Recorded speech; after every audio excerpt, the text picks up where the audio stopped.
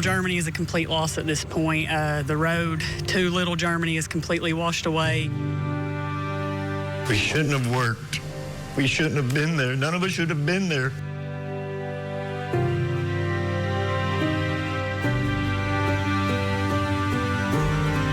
Are you doing okay? Yeah. It's gonna take a long time.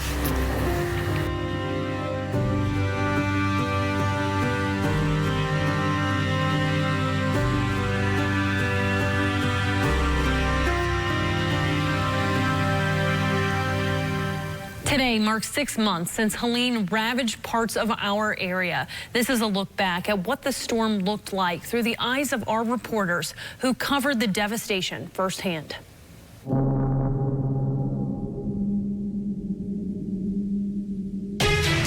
This is a Storm Track 5 severe weather alert. Live from the Storm Track 5 Weather Center, I'm meteorologist David Boyd. We have a serious and life-threatening situation developing across the viewing area, especially near the Tennessee-North Carolina line. Literally just got off the phone with Unicoi County Sheriff Mike Hensley. I had tried to call him a moment ago, and I've worked with the sheriff for a long time. He typically answers when I call, and he did not at that time, so I knew he was very busy. They have an urgent evacuation underway right now. They are evacuating the hospital there in Unicoi County. I'm live here in Hampton. I'm going to move out of the way so you can see the extent of what's going on, because it's pretty bad. They're having some severe flooding. And the crazy part of it is that when I was coming in, because I've been at Hampton Elementary because they have a shelter, I was standing where all of this water is just about an hour ago. I-26 East is shut down at exit 37. Check this out. Everyone is getting off at exit 37 on I-26 East. We're here in Roan Mountain, where you can see behind me a massive flooding event. Homes and cars underwater, and everyone here is just trying to stay safe. I want to give you a little bit of an idea of what it looks like right here. This is the Nolichucky River behind me, and you can see just how large it is. But to get an idea of how deep it is, just a moment ago, we watched as the roof of a building popped up out of that water, then disappeared back behind it. We have no idea where it went from there.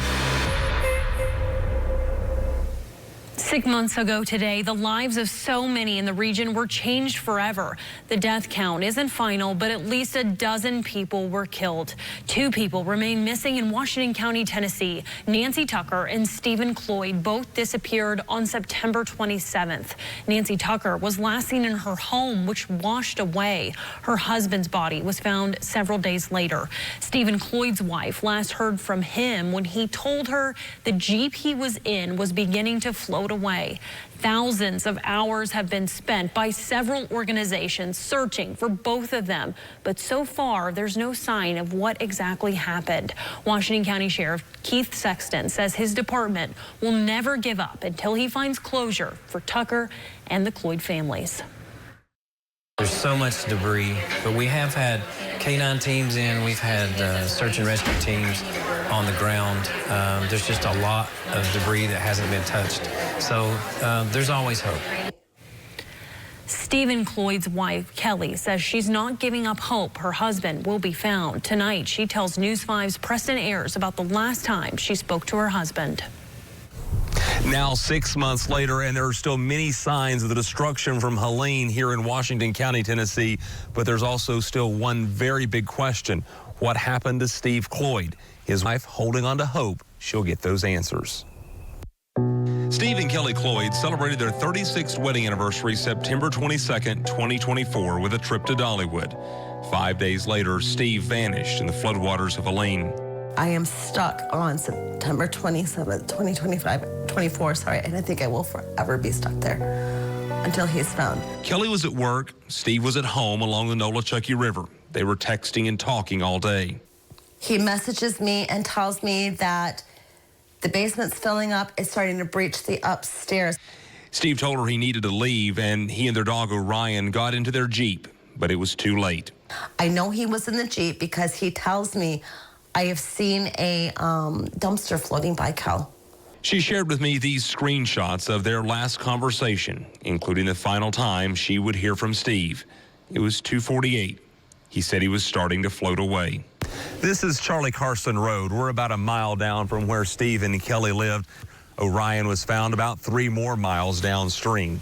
Kelly may not ever know everything that happened, but she does have hope she'll have some answers. Steve Cloyd is officially considered missing, but his wife believes the man she loved died that day and is buried somewhere in the aftermath of the flood. She misses him all day, every day. I miss his smile. I miss his laughter, that cockeyed grin. I miss hearing I love you mostest. I heard it for 36 years. I miss his touch. I miss this. He had the best hugs ever. Orion is perfectly healthy despite her ordeal and is now Kelly's constant companion. She's my last connection to Steve. I mean, she just is. She was the last one with him. There's times I look at her and think, what did you see? What did you go through? Steve and Kelly's sons are now grown. They have 3 grandchildren and a new grandbaby expected to be born just days from Steve's birthday.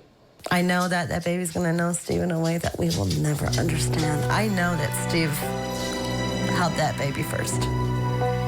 Like I said, this baby is a true blessing from heaven, made in heaven. Kelly Cloyd told me that she wholeheartedly believes that her husband will be found, along with Nancy Tucker, who is also still missing from here in Washington County, saying the search will not stop until they are found. In Washington County, Tennessee, Preston Ayers, News 5, WCYB. Volunteers have played a key role in the rebuilding process 6 months after Helene hit in Washington County, Tennessee. They've come from all across the region and from several states away. We caught up with this group from Spencer Church in Indiana. Members of the church youth group, along with several adults, are spending their spring break helping rebuild. The youth leader says they saw the devastation on TV and knew that they wanted to help. The group is coordinating the vetting process for volunteer groups. They're also helping connect volunteers with the areas where they're needed the most. That commandment that says, love your neighbor as yourself, we kind of took that to heart and we said, these are our neighbors and they need a hand, so let's go down and love them well. Groups that are looking to volunteer and help flood victims can contact the Washington County Long-Term Recovery Group. The Bumpus Cove community is one of the hardest hit areas. Now, 6 months later, you can still see debris scattered everywhere. And the first few days after the storm, Appalachian Service Project announced plans to rebuild 200 homes across the region. Several of those are in Bumpus Cove. For residents like Ann Wilson, without the help of ASP, she would have never been able to return to the community she's called home for decades. That was wonderful. Just to get to come back home, and it won't never be the same, but at least I'm home. While ASP initially pledged to build 200 homes, officials with the Johnson City-based organization say the final number of rebuilt homes after Helene will be far greater.